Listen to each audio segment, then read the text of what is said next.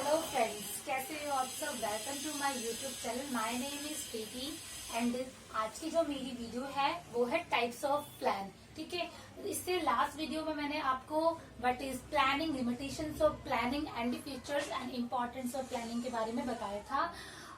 थोड़ा सा टॉपिक रह गया था जो कि आज कवर हो जाएगा। जो टॉपिक रह गया था वो था टाइप्स ऑफ प्लान, कि कितने टाइप्स के प्लान हमारे होते हैं।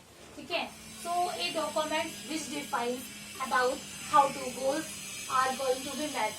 कि देखो प्लानिंग क्या होता है, किसी भी चीज को अगर कोई भी हम टारगेट लेते हैं तो हम डायरेक्ट उस पर इम्प्लीमेंट तो नहीं करते कि हमें कुछ काम स्टार्ट करना है, हमने डायरेक्टली बिना कुछ प्लान किए, बिना कुछ सोचे हमने उसको हम उस पर चल रहे हैं। ठीक है, हम उसे बिना डिसीजन के, बिना सोचे हम उसको अचीव नहीं कर सकते।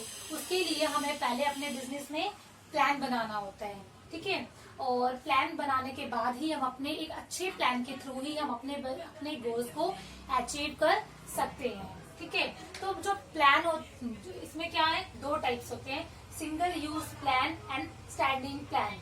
सो सिंगल यूज प्लान क्या होता है? सिंगल यूज प्लान कि हमें सिर्फ वो एक बार होगा। जैसे मान लो आपको 12th क्लास में मतलब 95% स्कोर करना है। सो देखो वो क्या है, आपने 95 स्कोर पूरे कर लिए, आपके आ गए, तो यहाँ पे क्या हुआ, वो खत्म हो गया। वो आपका जो प्लान था 95 स्कोर करने का, वो यहाँ पे इसका एंड होता है, तो वो एक बार होता है।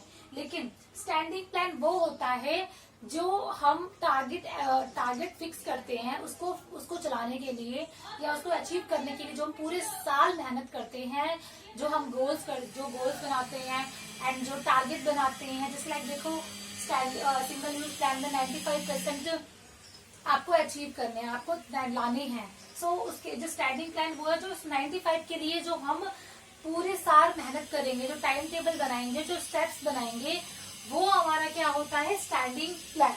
ओके, अब हमारा क्या है, ऑब्जेक्टिव। हमारा फर्स्ट पॉइंट क्या है प्लान का, ऑब्जेक्टिव। ऑब्जेक्टिव क्या होता है, किसी भी चीज को पूरा करने के लिए हम जो एक स्टेप्स डिसाइड करते हैं वो क्या होते हैं, हमारे objective. The ends toward which all the activities are directed. ठीक है, जो उस एक्टिविटीज को वो एक्टिविटीज जिन एक्टिविटीज के थ्रू हम अपने गोल्स को अच्छे से अचीव कर सकते हैं। मतलब ऑब्जेक्टिव पूरा करने के लिए हमें क्या करना होता है कि अपने प्लान्स बनाने होते हैं, और इस प्लान को देखना पड़ता है कि इस प्लान से कितना बेनिफिट हमारे बिजनेस को मिलेगा। एंड ये जो ऑब्जेक्टिव होते हैं वो क्या होते हैं, लॉन्ग टर्म होते हैं। जैसे कि हमारा जो गोल है वो, जैसे कि बिजनेस को बहुत आगे तक लेके जाना है, वो एक बार के लिए तो नहीं होगा, एक दिन में तो नहीं होगा। उसके लिए क्या होता है, लॉन्ग टर्म हमें प्लान बनाना पड़ता है कि हमें किस टाइम पे क्या डिसीजन हमें लेना है। और क्या है, सिंगल प्लान। हमारा प्लान सिर्फ सिंगल, हमारा मोटिव है वो सिर्फ एक होना चाहिए कि हमें उस बिजनेस को कैसे अचीव करना है, एक ही प्लान पे हमें चलना है, एक्सक्यूट करना है। ठीक है, हम ऐसा ना हो कि आज हम ये प्लान बना रहे हैं, कल हमने प्लान चेंज कर दिया। इससे क्या होगा, हम अपने गोल्स को अचीव नहीं कर पाएंगे। हमारा जो प्लान होना चाहिए वो सिंगल प्लान होना चाहिए, कि एक प्लान बनाओ, उसी के ऊपर फिर आप वर्क करो, तभी आप अपने ऑब्जेक्टिव को पूरा कर पाओगे। ठीक है, अब हमारा सेकेंड पॉइंट है स्ट्रैटेजी। तो इसमें क्या होता है, the comprehensive plan to achieve the objective. ठीक है, कि एक कॉम्प्रिहेंसिव प्लान बनाते हैं अपने ऑब्जेक्टिव को पूरा करने के लिए। जो आप अपने ऑब्जेक्टिव को पूरा करने के लिए जो आप गोल्स या स्टेप्स बनाते हो, और उसके लिए जो आप मेहनत करते हो, जो वर्क करते हो, ठीक है, वो क्या होते हैं, स्ट्रैटेजी। जैसे मान लो आपका ऑब्जेक्टिव था कि आपको 100% मार्क्स लाने हैं, या आपको अपनी सेल इंक्रीज करनी है। तो सेल इंक्रीज करने के लिए जो आपने स्टेप्स बनाए, प्लान बनाए, या आपने कुछ जो ऑब्जेक्टिव्स बनाए, ठीक है, या तो वो जो उसको पूरा करने के लिए जो आप काम कर रहे हो वो आपकी कैपेसिटी है कि आप उसको कितने टाइम पे कर रहे हो। जैसे मान लो सर्जरी में क्या होता है कि आप, जैसे कि आपको एक दिन में आप इस सब्जेक्ट को 2 घंटे देने हैं, 3 घंटे देने हैं, तो वो आपकी क्या होती है स्ट्रेटेजी, कि आपको उसको प्लान को पूरा करने के लिए आप अपनी तरफ से क्या एफर्ट्स लगा रहे हो। ठीक है, तो ये क्या होता है, adopting to a particular course of an action. इसमें क्या होता है, एक पर्टिकुलर कोर्स को हमें अडोप्ट करना होता है, कि जैसे कि आपका जो ध्यान है, आपका जो ऑब्जेक्टिव और सिर्फ एक तरफ ध्यान, आपका जो ध्यान है, आपका जो दूसरा, आपको सिर्फ एक चीज के ऊपर ही फोकस करना हो। ऐसा नहीं है कि आपको ये भी चीज चाहिए, आपको ये भी चीज चाहिए, आपने एक तरफ 10 जगह आपने अपना ध्यान लगा रखा है। इससे क्या होगा, आप किसी भी ऑब्जेक्टिव को पूरा नहीं कर पाओगे। आपको सिर्फ एक टाइम पे आपको एक कोर्स को ही अडॉप्ट करना है, एक ही एक्शन को अडॉप्ट करना है। तो ये भी क्या होता है लॉन्ग टर्म, कि ये आज के लिए नहीं, ये किसी चीज को पूरा करने के लिए जो एक स्टेप्स बनाते हैं, जो एक टाइम पीरियड होता है। देखो जैसे कि मान लो आपकी बिजनेस में आपको सेल इंक्रीज करनी है, तो एक बार के प्लान में तो नहीं होगी।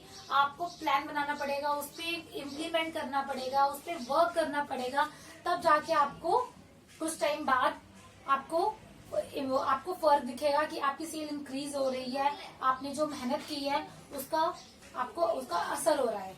ओके, सो अब जो हमारा पॉइंट है,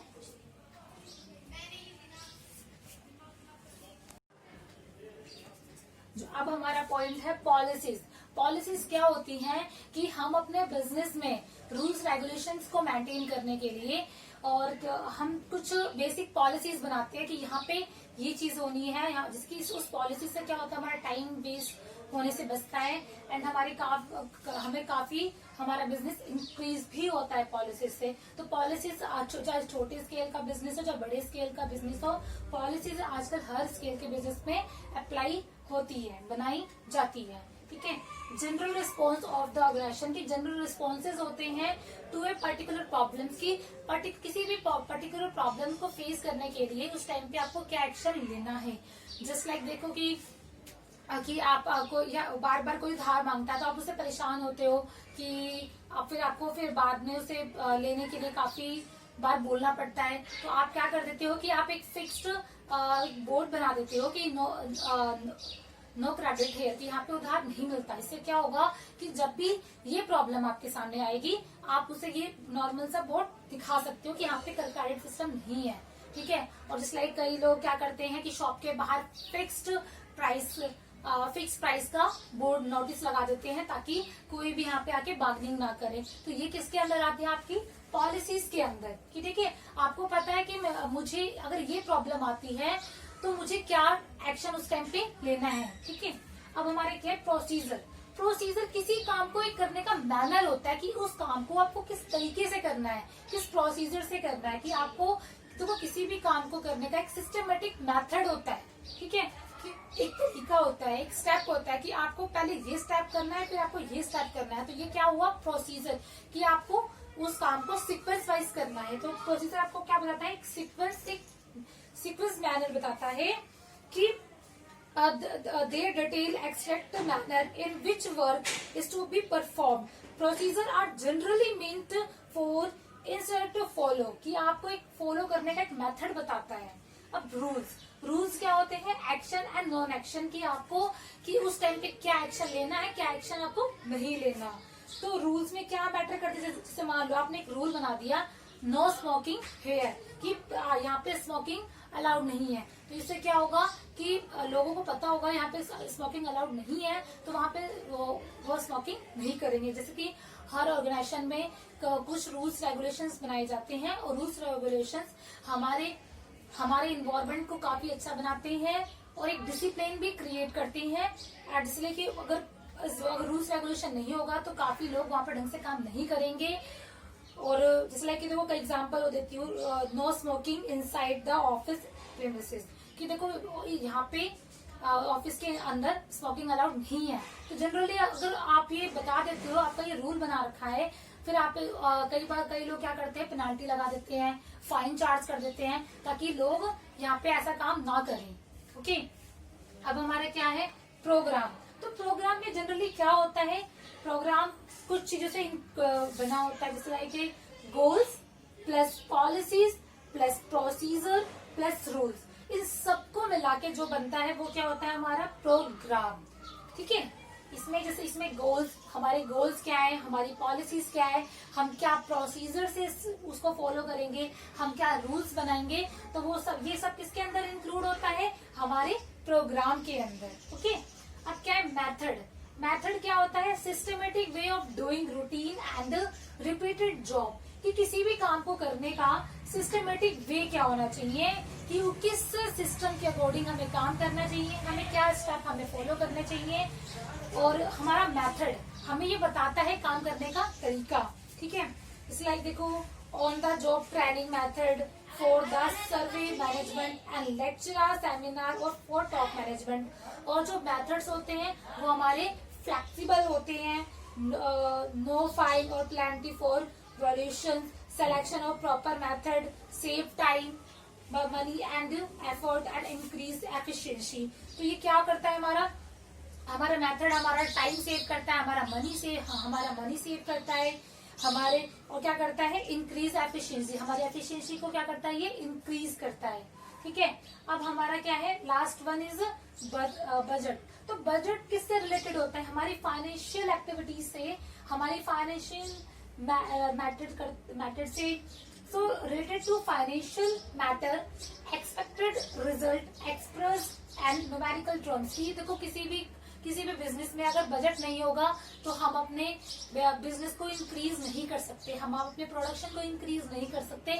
हमें पता है कि हमें ये प्रोडक्ट, जैसे मान लो कि हर चीज का एक बजट होता है, कि देखो मुझे ये मार्कर इतने 20 रुपए, मतलब कि अगर 20 रुपए का मैं सेल कर रही हूँ तो ये मार्कर का प्राइस इतना हो कि हमारा कॉस्ट भी निकल जाए, हमारी वेजेस भी निकल जाए, जो इसमें और हमें बिग बेनिफिट भी मिले।